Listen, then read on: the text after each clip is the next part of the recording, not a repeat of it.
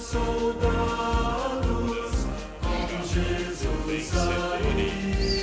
Eles, pois, venceram por causa do sangue do Cordeiro e por causa da palavra do testemunho que deram, e mesmo em face da morte, não amaram a própria vida. O programa Chamando Vencedores é a realização da igreja em Cosmópolis, que se reúne à rua 22 de abril, número 47, em Planalto. Dias e horários das reuniões: terça, às 20 horas, reunião de oração; sábado, às 19 horas, reunião ministerial; domingo, às 19 horas, reunião do Partir do Pão.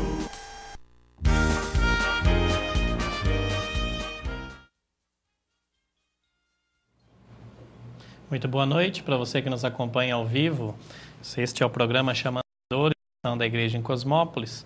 Nosso encontro é semanal, todas as terças, às 18 horas e 30 minutos. Estamos aqui ao vivo, hoje, terça-feira, dia 28 de junho de 2011.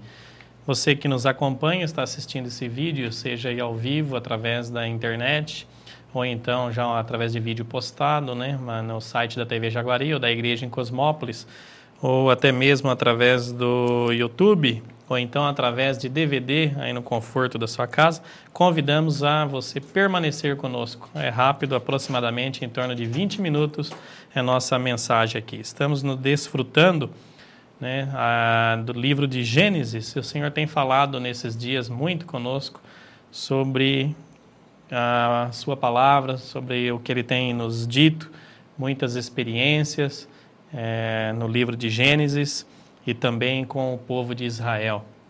Então, aqui no livro de Gênesis, capítulo 3, no versículo 4 a 6, nós vemos aqui o diálogo, né, da serpente, do inimigo de Deus, o diabo, através da serpente, com Eva, e despertando o desejo, né, de Eva para que ela comesse do fruto do bem e do mal, ou seja, desobedecesse à ordem de Deus e então tocasse naquilo que o Senhor ordenou não tocar, que é na desobediência, no próprio pecado.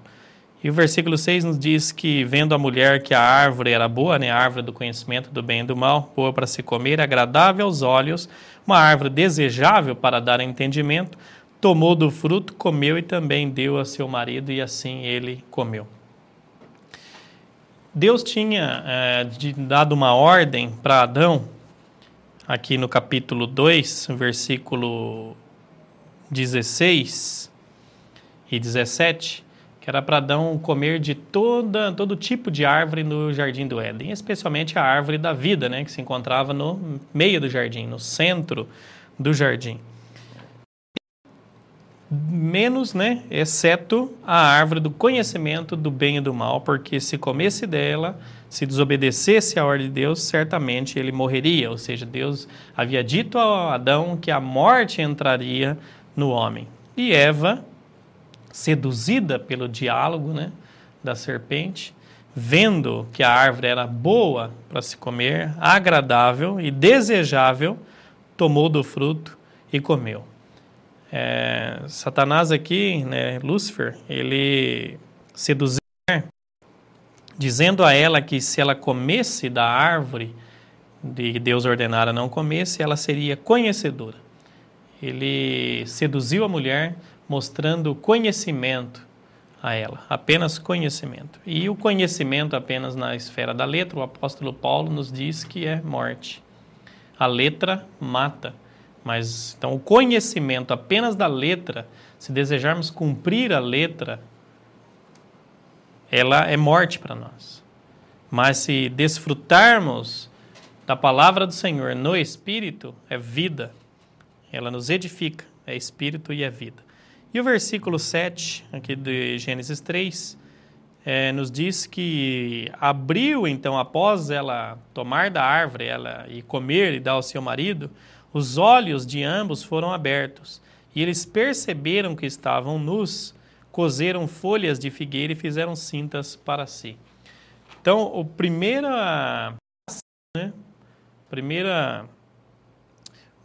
acontecimento, né, a primeira reação deles foi fazer cintas para si de folhas de figueira, folha de árvores, para tampar a sua nudez. Imediatamente após eles tocarem no pecado, foram despertos à consciência deles. E eles viram que estavam nus, tendo vergonha da sua nudez, eles fizeram cintas de folhas de figueira. Isso aqui representa a justiça humana. Essa a autojustificação. Logo que eles viram que tinham caído em pecado, eles se justificaram à sua própria maneira. Ou seja, eles encontraram, tiveram a ideia de encontrar uma forma de se justificar e tampar o seu pecado. E não foi suficiente, porque as folhas de figueira, elas não duram muito tempo. Ela seca, murcha, seca e desaparece. Então, precisava algo, com mais, podemos dizer assim, para cobrir a nudez, precisaria algo muito mais do que uma folha de figueira. Então, no versículo 17, Adão diz a Deus, visto que atendeste a voz Deus diz a Adão, aliás, visto que atendeste a voz da tua mulher e comeste da árvore que te ordenara não comesses, maldita é a terra por tua causa, em fadigas obterás da tua vida. Ela produzirá também cardos e abrolhos, tu comerás a erva do campo. E no versículo 20 fala, e deu o homem, o nome de Eva, sua mulher, e por ser a mãe de todos os seres humanos. Então fez o Senhor Deus vestimenta de peles para Adão e sua mulher, Eva, e os vestiu. Então, aqui nós vemos novamente no versículo 21, Deus fazendo uma vestimenta para Adão e Eva. Só que esse versículo nos diz vestimenta de peles.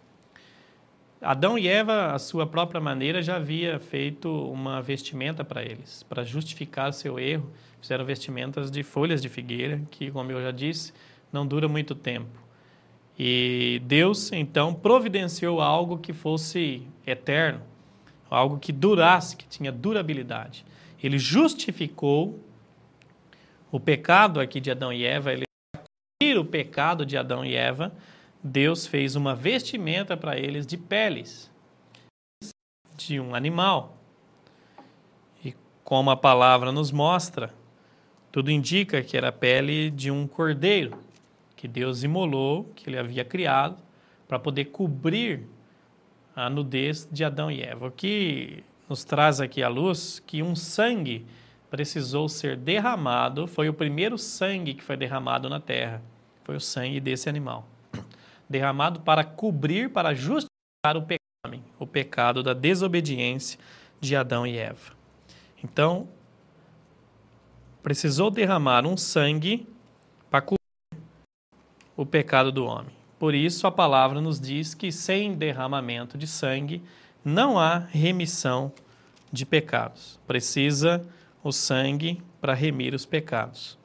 E por todo o Velho Testamento, Deus estabeleceu esta ordenança para o povo de Israel. Encheu a terra, chamou um povo, preparou um povo a partir de Abraão, a sua descendência, que é o povo de Israel, para servi-lo nesta terra como um reino de sacerdote.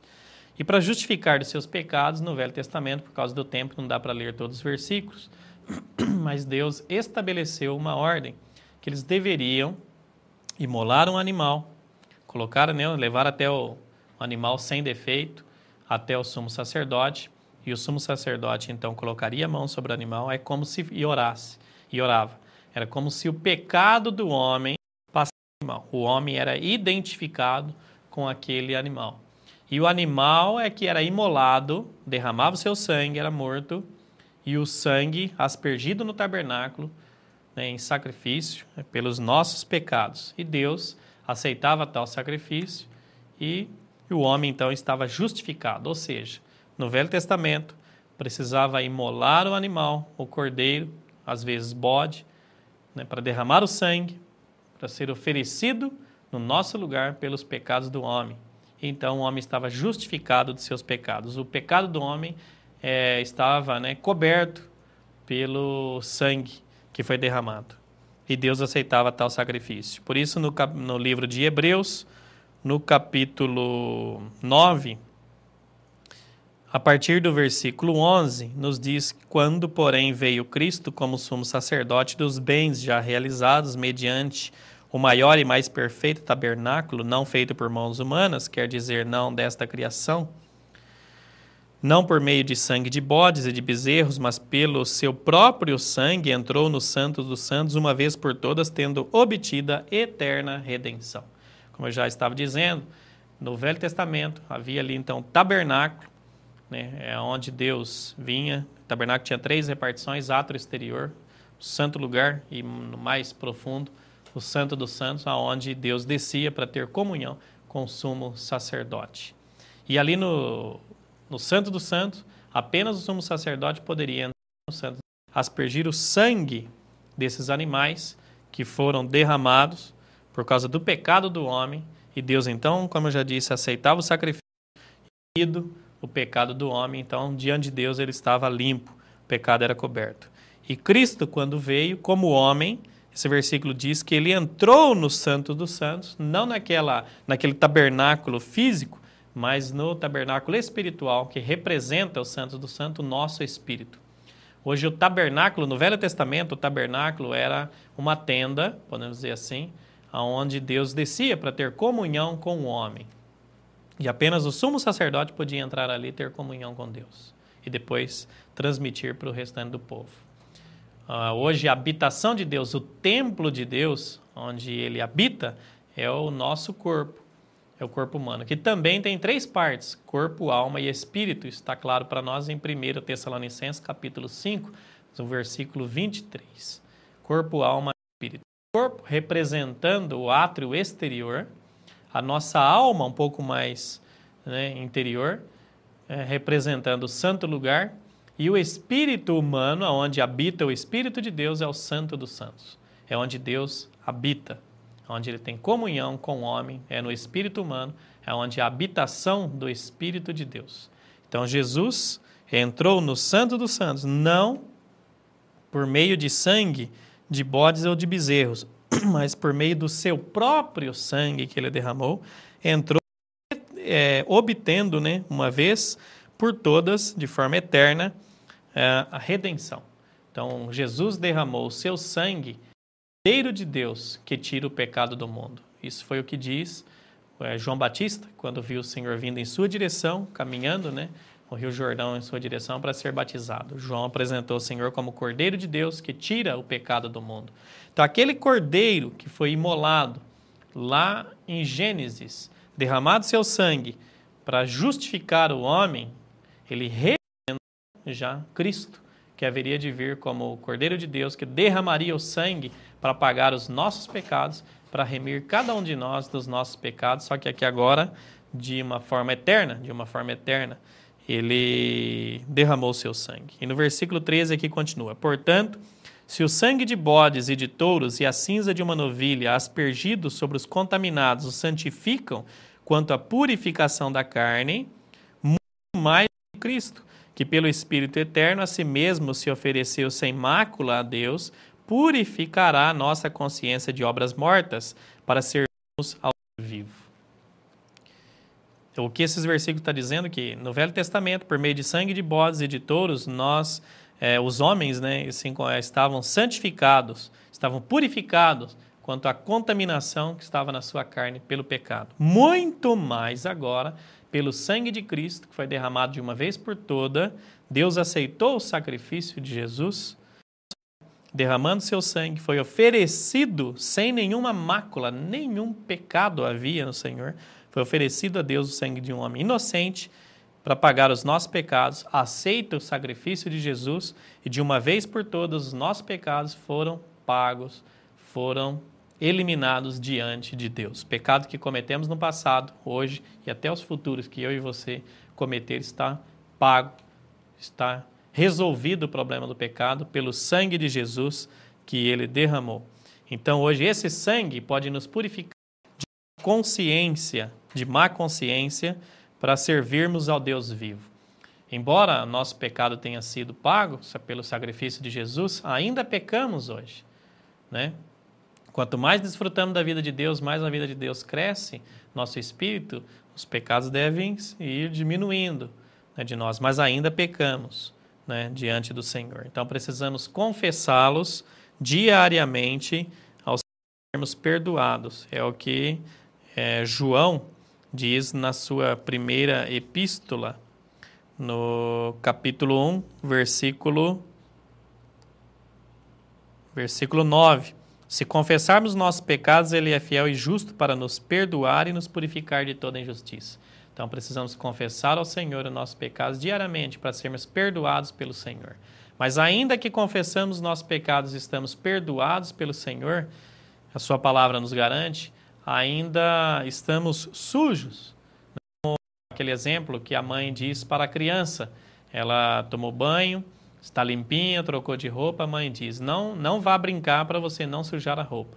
Quando a mãe distrai um pouquinho, a criança vai, brinca, caiu lá na lama, volta todo sujo, né? Na presença da mãe, chorando, se arrependendo, pedindo para a mãe o perdoar. A mãe o perdoa, mas ainda ele continua sujo, precisa se lavar novamente. Então o pecado ele nos suja, mancha a nossa consciência para nós servirmos o Senhor. Quando vamos servir o Senhor, pelo fato de ainda suja, ainda tem caminho para o inimigo de Deus, Satanás, nos acusar diante de Deus. A palavra nos diz que ele acusa dia e noite diante de Deus, porque a nossa consciência está suja, está manchada. Então precisamos nos lavar para estarmos limpos diante do Senhor. E a forma de nos lavar é através do sangue de Jesus. É o que nos diz o versículo 7 acima. Se porém andarmos na luz, mantemos comunhão uns com os outros e o sangue de Jesus, seu Filho, nos purifica de todo pecado. Todo cristão precisa ter tal experiência. Aplicar o sangue. Muitas vezes pecamos, erramos diante do Senhor, em arrependimento. Às vezes até choramos amargamente diante do Senhor por falhas que cometemos. Sentimos que o Senhor nos perdoa, mas ainda continua a acusação da nossa mente. Precisamos do sangue, e isso é diariamente. Orarmos ao Senhor e pedir, Senhor, me cubra com o teu sangue, me lava com o teu sangue. Somente nos revestindo do sangue do Senhor é que podemos servir ao Senhor. E aplicar o sangue é uma questão de reconhecermos que nós somos fracos, frágeis, que somos pecadores. Por isso, em Apocalipse capítulo 12, quando está prestes a consumação final, a consumação máxima do plano de Deus, a Nova Jerusalém, estar prestes a esta consumação do plano eterno de Deus, o Senhor ainda nos diz que aqueles que foram considerados vencedores nesta era tiveram tal experiência de aplicar o sangue. Capítulo 12, versículo 11. O Senhor nos diz que eles, pois, o venceram por causa do sangue do Cordeiro e por causa da palavra do testemunho que deram. E mesmo em face da morte, não amaram a própria vida. Então, esses cristãos foram considerados vencedores, que irão receber aqui o prêmio, o galardão, no capítulo 20, de reinar, né, com o Senhor, capítulo 20 de Apocalipse, de reinar com o Senhor por 1000 anos, tiveram tais experiências de aplicar o sangue, de se lavar diariamente no sangue do Cordeiro para servir ao Deus vivo. É por isso que em Êxodo, quando o Senhor libertou o povo de Israel da terra do Egito para servir, né, a Deus no deserto, o Senhor enviou 10 pragas, né, ao Egito para amolecer o coração de Faraó.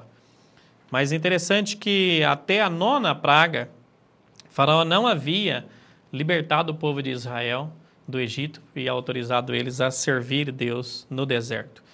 Êxodo 11, no versículo 10, nos diz: Moisés e Arão fizeram todas essas maravilhas perante Faraó, mas o Senhor endureceu o coração de Faraó, que não permitiu saíssem da terra os filhos de Israel. Olha só que versículo maravilhoso. Nos mostra que quem estava, né, no comando, quem era soberano em não permitir que o povo de Israel saísse do Egito, na verdade era Deus, que ele queria que o povo saísse. Enviou até aqui 9 pragas para amolecer o coração de Faraó, para libertar o povo. Mas o próprio Deus endurecia o coração de Faraó para não libertar o povo de Israel até aquele momento. O Senhor desejava que o povo de Israel passasse por algumas experiências para poder sair do Egito e então servir a Deus. E as experiências já haviam começado. Ali mesmo no Egito já estavam passando por experiências. Estavam vendo as maravilhas de Deus para poder crer no Senhor. Ver os sinais e a libertação que o Senhor ia fazer na vida deles. E por isso enviou 9 pragas até aqui. E antes de passar pela terra, o Senhor permitiu 2 experiências muito fortes que eles precisavam passar e todos nós precisamos para poder servir a Deus. Está no capítulo 12, logo que o Senhor instituiu a Páscoa.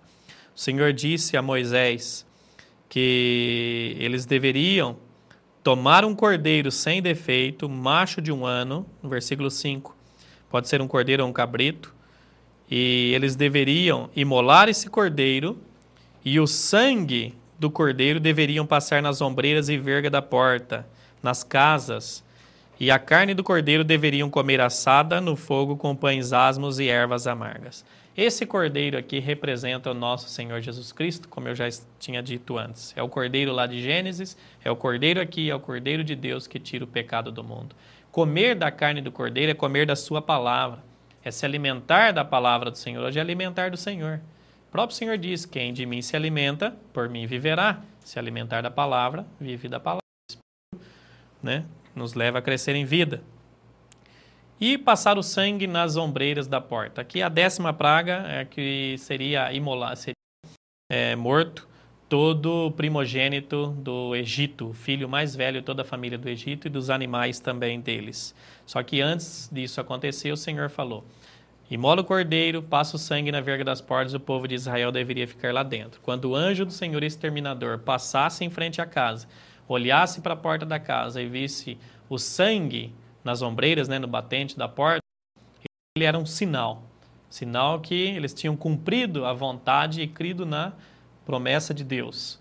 Então, o anjo não olhava para quem estava lá dentro, mas olhou para o sinal, para o sangue.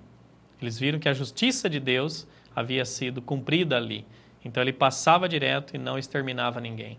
Este sangue representa o sangue de Jesus que foi derramado para nós, o sangue do Cordeiro de Deus. Quando você aplica o sangue, Deus já olha para os seus pecados, mas Ele olha para o sangue do seu Filho que está em você, te revestindo espiritualmente em você. Então Ele vê que você creu e aceitou a obra do seu Filho.